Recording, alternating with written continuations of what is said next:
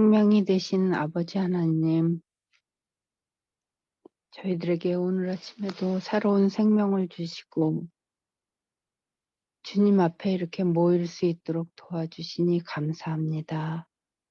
아멘. 아버지 하나님, 오늘 찬미의 말씀처럼 저희들 정말 이 세상 살 동안에 영원한 것을 사모할 수 있는 우리가 될 수 있도록 도와주시옵소서. 아버지 하나님, 정말 아침부터 귀한 말씀을 저희가 들을 때에 저희의 마음속에 있는 모든 세상에 속한 것들을 제거하여 주시고 정말 하늘의 것으로 가득 채우고 그 말씀으로 오늘 또 승리할 수 있도록 도와주시옵소서. 아멘. 아버지 하나님, 이 시간에 간절히 원하옵기는 정말 오랫동안 허리로 고생하시는 우리 김종목 집사님 기억하여 주시옵소서. 아멘. 김종목 집사님뿐만 아니라 그 가족들이 지금 어떻게 해야 할지 모를 때 주님께서 도와주시고 지혜를 주시고 희망을 주시고 또한 가장 속히 회복될 수 있는 길로 인도해 주시며 그 일로 인하여 또 주님께 더 가까이 가는 가족이 될 수 있도록 인도하여 주시옵소서. 아멘. 아버지 하나님, 저희 교회는 정말 연세 드신 분들이 많이 계십니다. 특별히 또 지금 코로나로 고생하고 계시는 이재찬 장로님 기억하여 주시고 정말 속히 회복될 수 있도록 또 지혜를 주시옵소서. 그리고 이재찬 장로님뿐만 아니라 정말 여러분들 주님 일일이 저희가 이름을 거론하지는 않지만 주의 노종들 다 기억하여 주시옵소서. 지금 회복 중에 계신 분들도 기억하여 주시고 그리고 또 특별히 이 시간에 간절히 원하옵기는 저희의 어린 자녀들 많이 있습니다. 청년들 많이 있습니다. 그들이 어떻게 살아야 하는지 저희가 잘 인도해야 되지만 저희들이 지혜가 부족할 때가 많사오니 주님 직접 주님께서 그들을 지도하여 주시고 그들의 마음 가운데 정말 하늘을 사모하는 마음을 주셔서 그들이 하나님께 매달리고 학업과 직장에서 여러 가지 어려운 일들이 있을 때마다 무릎 꿇을 수 있는 자녀들이 되도록 인도하여 주시옵소서. 아멘. 그리고 저희 가정에 또 정말 아직 주님을 알지만 주님 앞에 나오지 못하는 양들이 많이 있습니다. 주님, 저희들 답답하지만 저희들 인내심을 가지고 그들을 사랑으로 대하게 도와주시고 함께 하늘까지 갈 수 있도록 늘 저희들이 변화된 삶의 모습을 보여서 주님의 향기를 바람으로 같이 하늘 갈 수 있는 존재들이 되도록 주님 인도하여 주시옵소서. 하나님, 또 마음이 외롭고 힘든 분들, 또 경제적으로 어려운 분들, 주님 일일이 다 보살펴 주시고 정말 2022년도 한 해가 가기 전에 저희가 또 회개해야 할 것들이 많이 있습니다. 주님 앞에 다 내놓고 정말 또 새로운 한 해를 잘 맞이할 수 있도록 도와주시옵소서. 저희 교회가 연약한 교회지만 새해에는 정말 사랑으로 더 뭉치고 봉사로 또 열심히 같이 정말 헌신할 수 있는 그런 교회가 되게 도와주셔서 저희들 삶에 기쁨이 있고 또 보람이 있고 만족이 있는 교회가 되게 도와주시고 정말 교우님 하나하나가 보배 같은 존재들이오니 주님 다 일일이 기억하여 주셔서 이제 저희들의 입에서 정말 항상 부정적인 말보다는 언제나 긍정적인 다 교인들이 되어서 뭉쳐서 불타는 교회가 되게 도와주시옵소서. 우리 목회자들에게 힘 주셔서 그리고 더 열심을 내게 도와주셔서 교회를 살리고 우리 교인들도 살리고 또 지역사회도 살리는 힐탑 교회가 되도록 주님 도와주시옵소서. 또 인근에 있는 여러 교회들에게도 함께하여 주시고 정말 또 이 추위에 어려움 당하는 사람들이 많이 있습니다. 지금 전기도 없고 물도 안 나오는 지역들이 많이 있습니다. 주님 보살펴 주셔서 정말 주의 백성들 많이 나올 수 있도록 도와주시옵소서. 아멘. 이 연말에 저희 고국도 지켜주시고 어려움 당하는 모든 온 세계의 백성들 주님께서 보살펴 주실 줄 압니다. 그러나 저희들에게 더욱더 너그러운 마음 주셔서 정말 저희들의 삶 속에서도 그들을 생각할 수 있는 그런 사람들이 되도록 도와주시고 오늘 말씀 주실 때 정말 저희들의 마음이 뜨거울 수 있도록 성령님 함께하여 주시옵기를 예수님의 이름으로 간절히 기도드립니다. 아멘. 예, 감사합니다. 예, 오늘은 이 요한복음 11장 45절부터 마지막 절까지 있는 말씀을 살펴보면서 은혜를 나누도록 하겠습니다. 45절에 있는 말씀을 읽겠습니다. 요한복음 11장 45절. 마리아에게 와서 예수께서 하신 일을 본 많은 유대인이 그를 믿었으나. 만약 요한복음 11장이 이 말씀으로 끝났다면 참 은혜롭게 해피엔딩으로 말씀이 끝났을 것입니다. 그런데 46절, 그 중에 어떤 자는 바리새인들에게 가서 예수께서 하신 일을 알리니라. 하나님의 은혜가 있는 여러 일들 속에서 그 은혜에 감격하고 감사하려고 하는 무리가 있는 반면에 꼭 그 은혜를 방해하고 초를 치려는 사람들이 있습니다.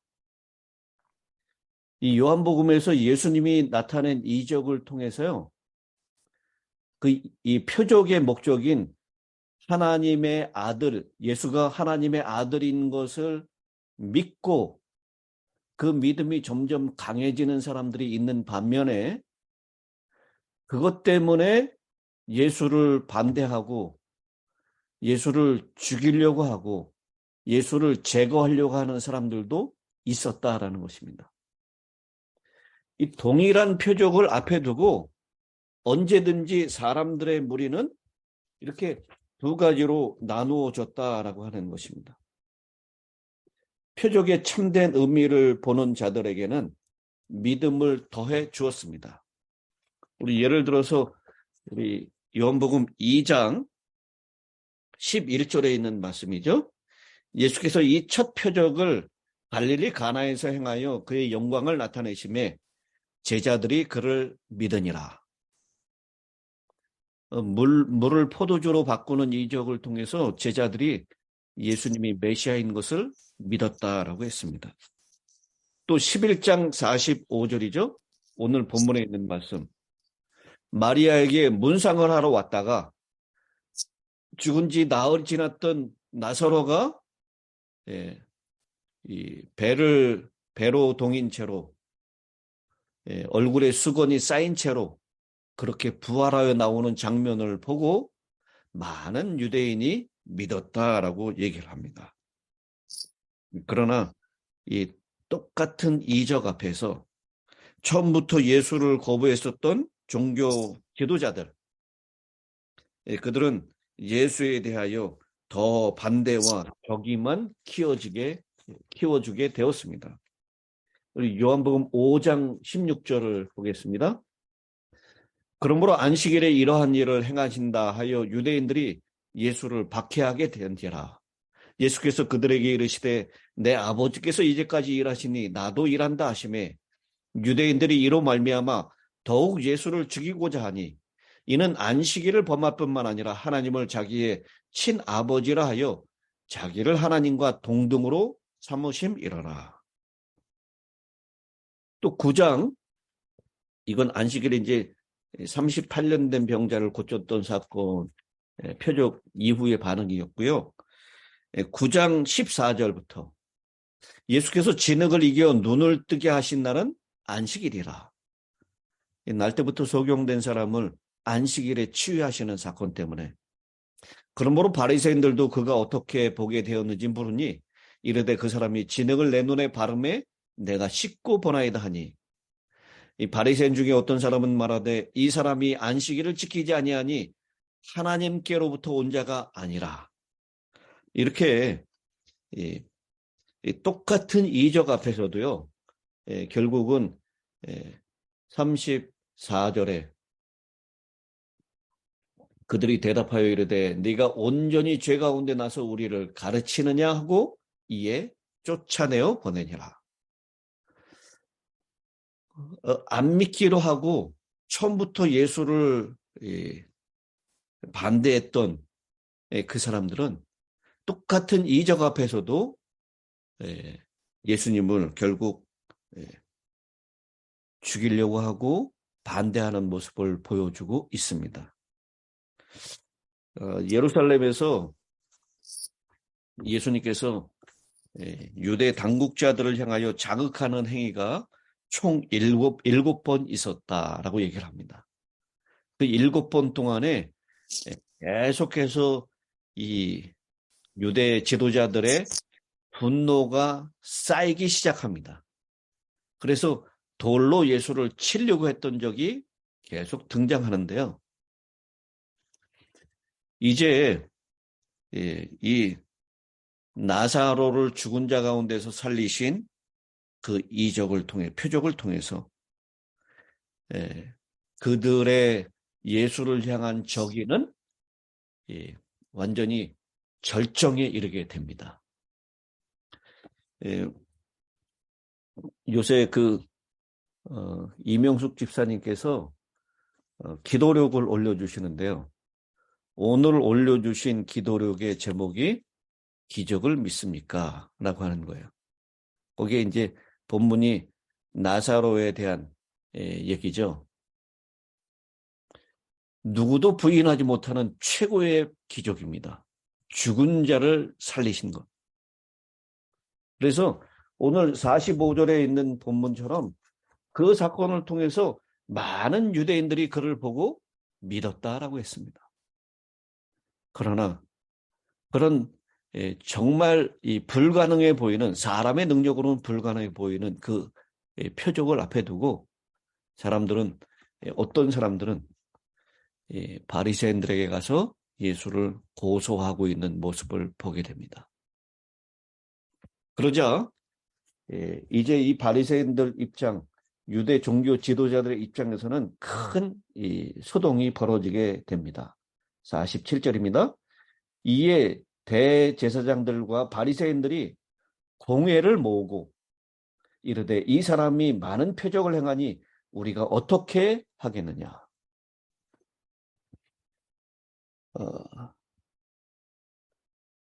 이 예수님의 이적에 대하여 논의하고자 여기 표현에는 대제사장들과 바리새인이라고 표현했죠. 대제사장들은 무슨 파입니까?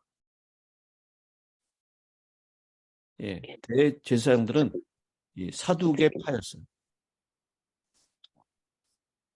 그래서 사두개파와 바리새파, 이 교리적으로는 도저히 하나가 될 수 없는 사람이었습니다.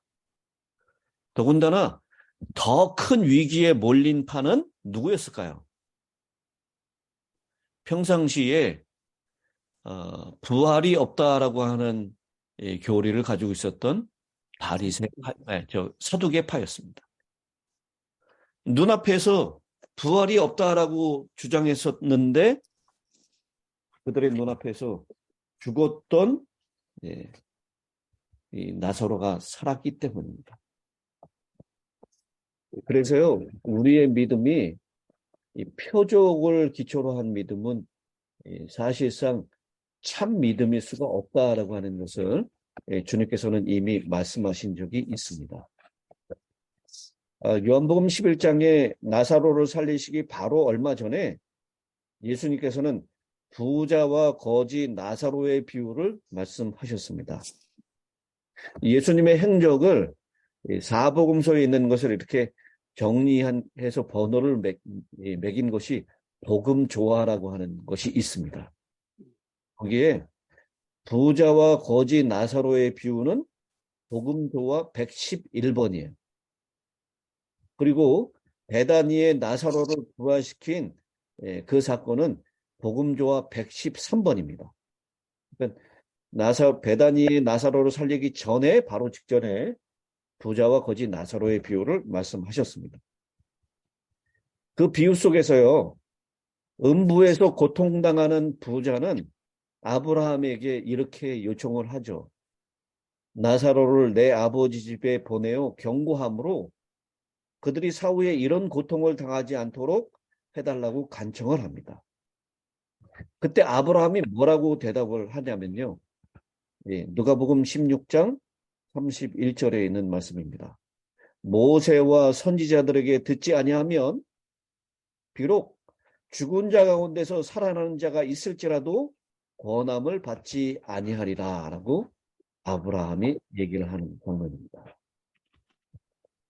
사실상 비유에서는 결코 개인의 이름을 쓰지 않는 통례를 깨트리고 유일하게 이름을 부여한 비유 속에 나사로와 똑같은 실명을 가진 베다니의 나사로가 얼마 후에 죽음에서 부활함으로 비유 속의 부자의 간청이 이루어졌습니다. 그러나 반응은 어땠습니까? 누가복음 16장 31절에 모세와 선지자들에게 듣지 아니하면, 모세와 선지자는 하나님의 말씀을 얘기합니다. 말씀을 통해서 듣지 않는 사람은 죽은 자가 살아날지라도 권함을 받지 않을 것이다 라는 이 이야기가 실제로 일어났습니다.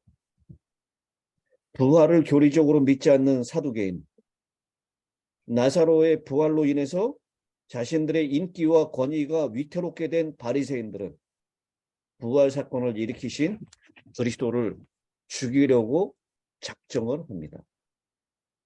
그전에는 여러 번 돌로 치는 사건이 있었지만 죽이기로 작정하지는 않았어요.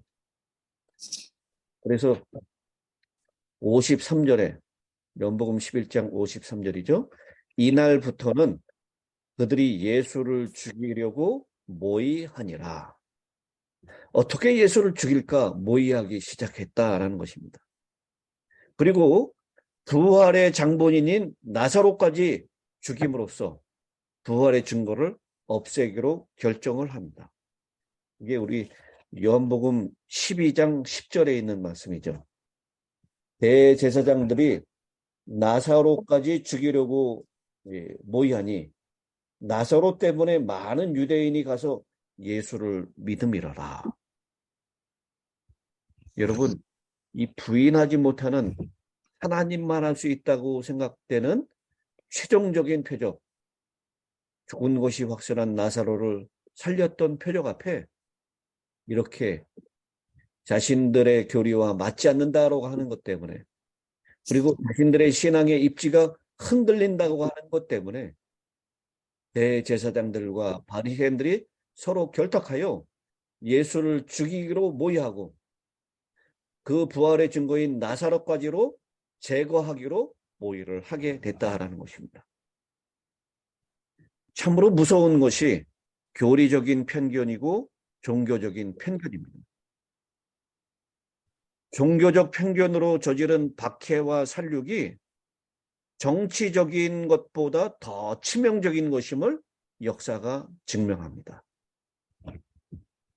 우리 인간의 불의는 정말 이 죄된 마음은 자신들이 저지르는 불의를 정당화하는 거의 무한의 능력을 가지고 있습니다. 제2차 세계대전의 유대인 대학살이 자행되고 있는 동안에요. 나치는 그들이 유대인들을 제거한 것에 대해서 세상이 그들에게 감사할 날이 이르러 올 것이라고 자부하고 있습니다. 자신들이 유대인들을 죽이는 이유는 만국의 봉사자로 행동하고 있는 것이다라고 그렇게 자신들의 불의에 대하여 정당화시키고 있었다라는 것입니다. 이 지상 역사의 마지막 날에도요, 이런 자기 기만이 최종적인 자기 기만이 절정에 이르게 될 것이다라고 말씀을 하고 있습니다. 우리 요한계시록 13장에 있는 말씀이죠. 13장 16절. 그가 모든 자 곧 작은 자나 큰 자나 부자나 가난한 자나 자유인이나 종들에게 그 오른손이나 이마에 표를 받게 하고 누구든지 그 표를 받은 자 외에는 매매를 못하게 하니 이 표는 곧 짐승의 이름이나 그 이름의 수라. 결국 이 지상에 있는 모든 사람들을 살리게 하기 위하여 자신들의 짐승의 표를 받아야 한다라고. 정말 믿기 어려운 자기 기만이 절정에 다루게 되는 모습을 이 지상 역사의 마지막에 우리가 보게 될 것입니다. 그리고 예수님께서도요, 요한복음 16장 2절에 이렇게 말씀하십니다. 때가 이름에 너희를 죽이는 자가 생각하기를 이것이 하나님을 섬기는 예라. 하나님을 섬기면 너희가 이렇게 될 것이다 라고 비아냥거리듯이 그렇게 얘기를 하고 있습니다. 예수님 당시의 유대 종교 지도자들은 그와 같이 자기 기만에 대해서 다른 사람들과 마찬가지로 아무런 죄책감도 느끼지 않았습니다. 오늘날에도요, 교회 안에서 밖에서 예수를 거절하는 자들은 유대인 지도자들이 한 것 같이 자신의 불의에 대하여 자신의 저지르는 죄악에 대하여 그것을 정당화하고 자기 기만에 빠지게 될 것임을 우리는 분명히 보게 될 것입니다. 당시 이 산헤드린의 회의에 공회에 모여서 사람들은 이 두 가지를 두려워했습니다. 첫째는 자신들의 정치적인 입장에 대해서 염려를 하게 됩니다. 백성들이 더 이상 자신들의 말을 듣지 않게 될 것이고 예수님께 나아가서 그들의 일차적인 영적인 권위를 잃어버리게 되고 그들의 권위가 땅에 떨어짐으로 인해서 그들이 가지고 있었던 누리고 있었던 부와 명성과 기득권은 없어지게 될 것이다 라고 하는 거죠. 그리고 두 번째는 당시 이스라엘은 로마의 식민지였습니다. 그래서 로마인들이 자신들의 입맛에 맞는 사람을 지도자로 세웠습니다. 사실 대제사장은 평생직이었어요. 그런데 평생직이었었던 이 대제사장이 이제는 로마의 지도자들에 의해서 그 제사장직을 사고 파는 일이 생기게 되었습니다. 로마 통치하에서 마음대로 대제사장을 면직시키고 새로운 제사장을 임명하기도 했습니다. 여기 그래서 49절에 보면 그 중에 한 사람, 그 해의 대제사장인 야바가라고 소개하고 있죠. 그래서 그 해의 대제사장인 가야바라고 하는 표현을 통해서 이 대제사장이 로마의 입맛에 맞춰서 언제든지 바뀔 수 있다라고 하는 것을 표현하고 있습니다. 가야바는 AD 18년부터 36년까지 대제사장을 지냈던 인물입니다. 그러니까 이게 예수님의 십자가를 앞두고 있었으니까 AD 30년, 31년 그 지경이었죠. 가야바가 제사장이었던 그 시대였습니다. 그래서 이 로마가 자신들의 직위를 박탈하고 그리고 정치적인 가치권을 축소시킨 일이 있어질까봐 그것을 두려워했습니다. 하는 영적 지도적을 이 백성들로부터 잃게 되므로 그들이 가지고 있었던 기득권을 놓치게 되는 것. 둘째는 로마로부터 자유를 박탈당하고 정치적인 가치권을 축소당할까 하는 두려움이 있었던 것입니다. 그래서 그렇게 얘기를 하죠. 48절. 만일 그를 이대로 두면 모든 사람이 그를 믿을 것이요. 그리고 로마인들이 와서 우리 땅과 민족을 빼앗아 가리라. 성전이 파괴되고 유대인들을 다 진멸하게 될 것에 대해서 염려를 하고 있습니다.